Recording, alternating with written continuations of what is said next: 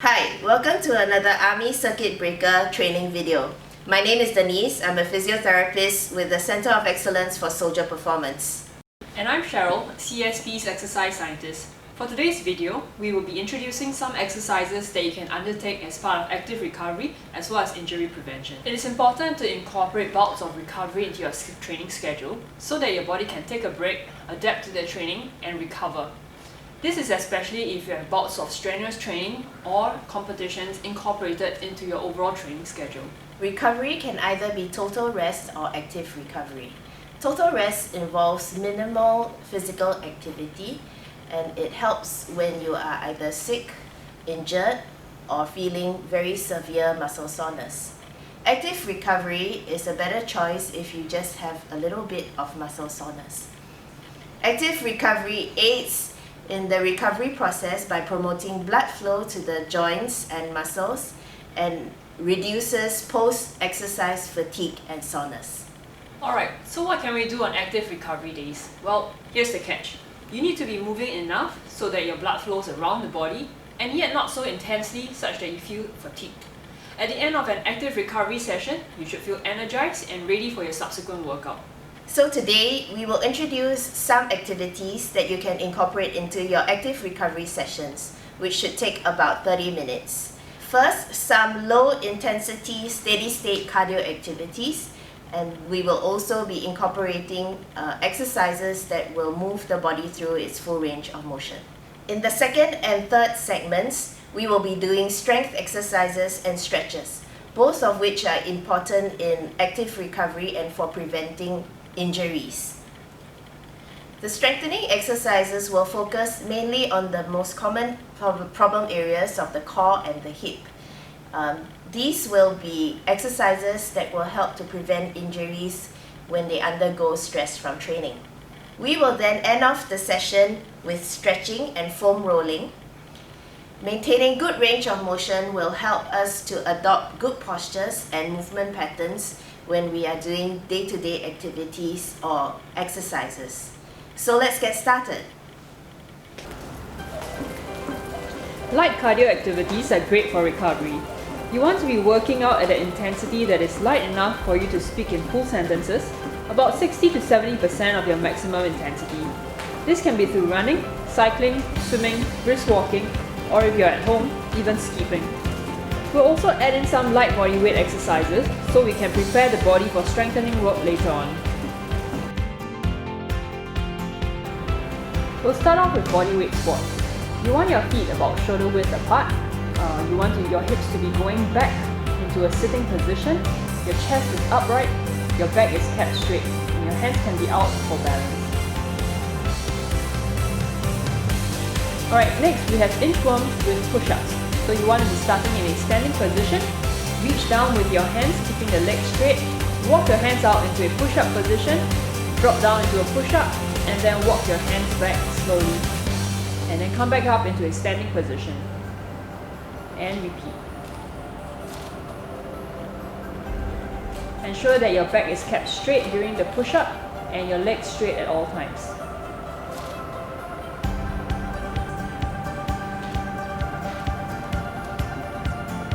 Alright, next we have step lunges. So from a standing position, step out with your right leg into a lunge, keeping the right knee at about 90 degrees.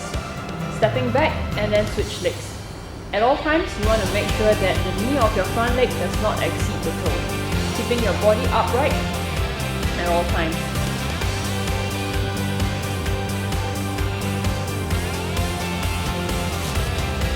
Next we have spider step stretches.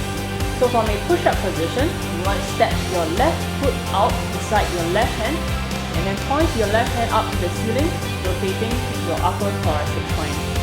And then stepping back into a push-up position, step the right leg out beside the hand and rotate. Alright, now that we're nicely warmed up, we can get started on some strengthening work. This segment will address common problems such as weak core and glutes. Active recovery days are a good time to work on these as they are not too intense, and they help prepare you for your next training session. These exercises can all be incorporated into a simple circuit lasting about 10 to 15 minutes.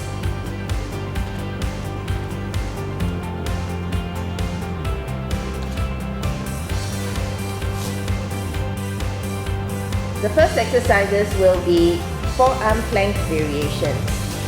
We will show you 4 variations, and as part of your circuit exercises, you can choose to do any 2. The first one will be hand taps in front. Make sure that your hips remain still as you tap your hand in front. The second will be feet tap outs. In the same way, make sure that your back does not drop and your shoulders remain strong. The third one is knee to elbows, where you're trying to bring your knee as close to your elbows as possible. Try not to rotate the hips and keep a firm posture at your back. The fourth one is to push yourself up into high plank position and to return into the forearm plank position. Remember to keep the hips square to the floor and don't allow yourself to rotate.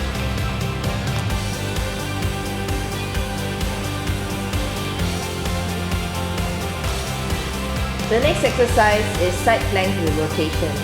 In this position, make sure that your shoulder is over the elbow and your trunk, your hips and your legs are in one straight line.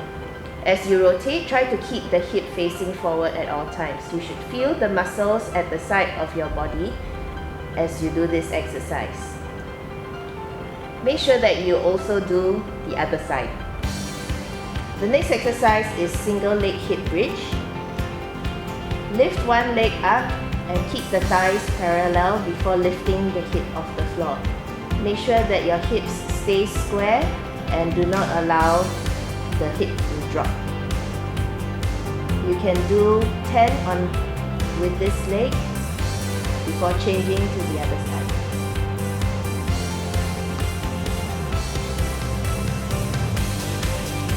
The next exercise is bird dog. In the start position, make sure that your shoulder is over your wrist, your hip is over your knees, and your head is in neutral position.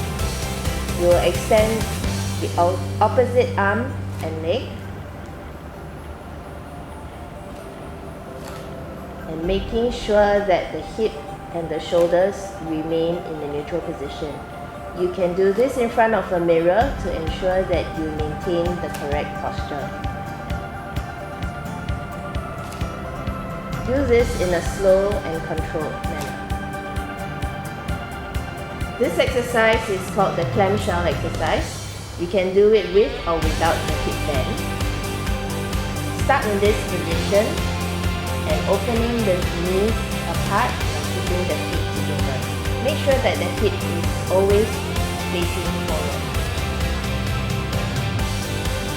This exercise is hip abduction in side lie. You can do this with or without a band. From this position, you start by lifting the top leg slightly behind and then lifting up against the resistance of the band. Make sure that the hip is always pointing forward and that you do not roll backwards. Just remember to do both sides for these exercises. The next exercise is the single leg deadlift. This exercise works on your glutes as well as your hamstrings. Lift one leg up backwards in line with your body from the standing position. Hold and come back up slowly. So do this a few times. This can be done with or without a small dumbbell weight in your hand. Make sure that the standing supporting leg is not locked.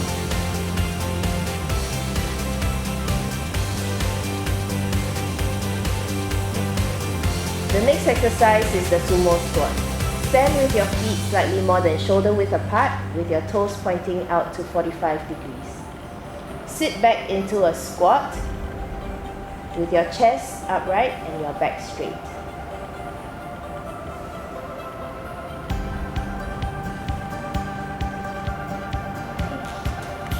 We'll start off with some neck stretches. From a standing position, tilt your head towards your left.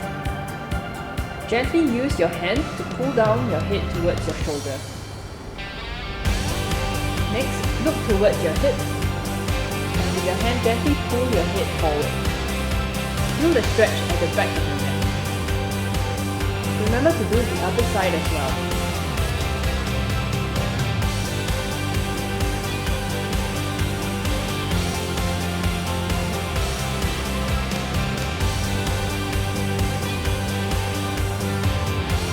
Next, we have the stretch for the iliotibial bend. From a standing position, cross your right leg across your left leg, drop your torso towards the right, and stick your left hip out. You should be able to feel the stretch on the side of the left thigh.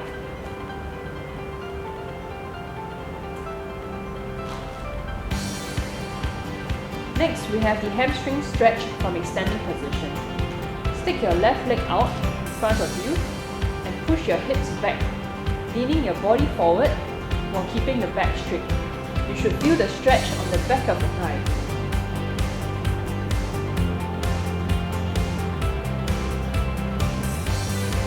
Next, we'll stretch the quadriceps or thigh muscles. In a standing position, bend your left leg, pulling your ankle up towards your butt with your left hand.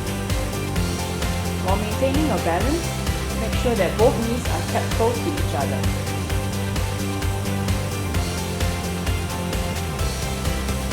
Next, we'll stretch out the calf muscles. From a standing position, step forward with your right leg while keeping the left knee straight. Sink forward with your hips. Keep your left heel on the ground as far as possible. You should feel the stretch on your left calf.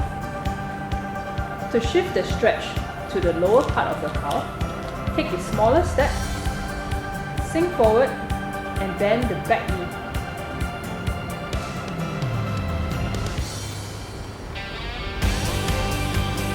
Next, we have the hip flexor stretch. From a standing position, step forward into a lunge. Keep your body upright and sink your hips forward and down. You should feel the stretch on the left hip.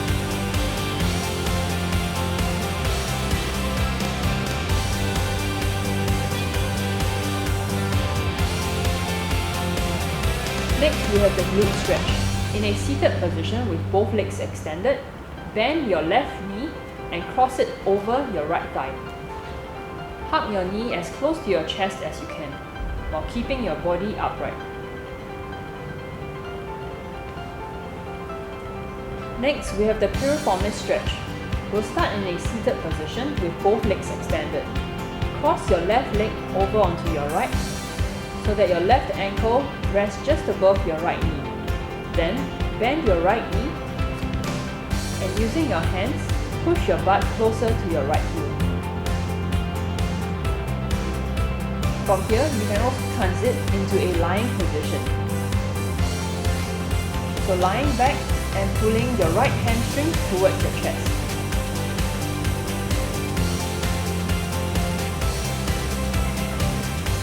Next, we have a stretch for the lower back. Bring your right hip and knee to 90 degrees, and using your left hand, gently pull it across your body. Keep your right shoulder on the ground at all times. You should feel a stretch in your lower back. Alright, now we're going to end off with some foam rolling and ball rolling. These really help to provide a more intense stretch and also target some of the tissues that are hard to reach with stretching alone. They complement stretching by targeting some of the more stubborn knots or deeper tissues. The first exercise is for your whole back. You can put the foam roller across your back and roll up and down with your knees bent. You can also place your hands behind your head, and as the roller goes to the upper back, you can stretch over the roller for an upper back stretch. If you do not have a foam roller, a trigger ball or a tennis ball can do the same, where you place the ball on the side of your spine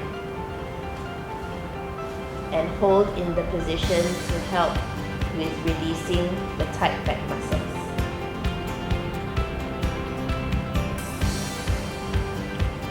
The next area we will be rolling is the calf muscles. You can use a trigger ball or a tennis ball and to place it under the calf muscle. Bend the other leg and use your arms to push your body off the floor and roll up and down as you speed.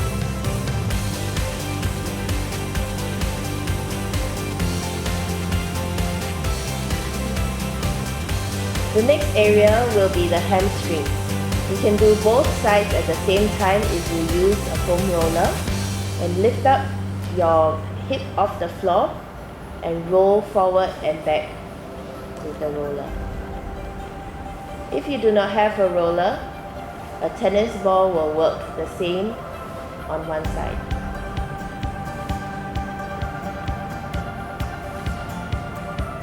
The next area will be the iliotibial bend or the ITB roll.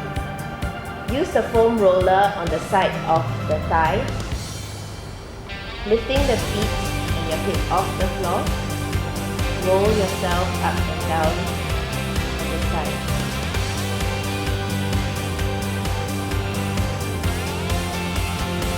The next area is the quadriceps or the front of your thighs. Place the foam roller or the ball if you're using a ball at the front of your thighs. Lift your feet off the floor and roll up and down. You can stop at each position if you feel more tightness at each spot.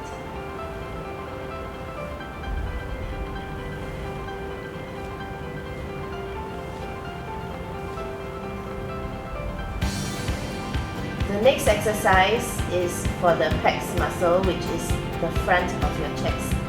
This is a good stretch especially for those who have been working in front of the computer for long periods of time. Place a trigger ball or a tennis ball on the pecs muscle and put pressure against the wall. You'll lift the arm as slowly as possible and you'll feel a very good stretch through the front of the chest.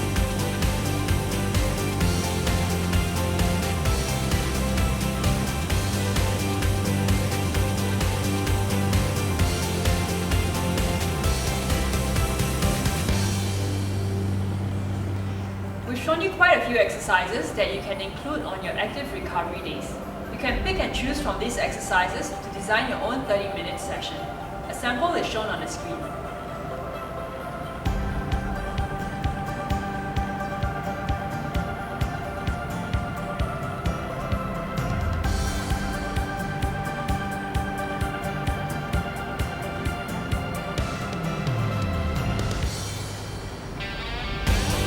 We hope you have enjoyed and learned something new from today's video. As we return to sports and strenuous training as circuit breaker comes to an end, please remember to include active recovery, strength and flexibility work into your training days. Prevent injuries. Remember to like and share our video. Stay safe and stay healthy.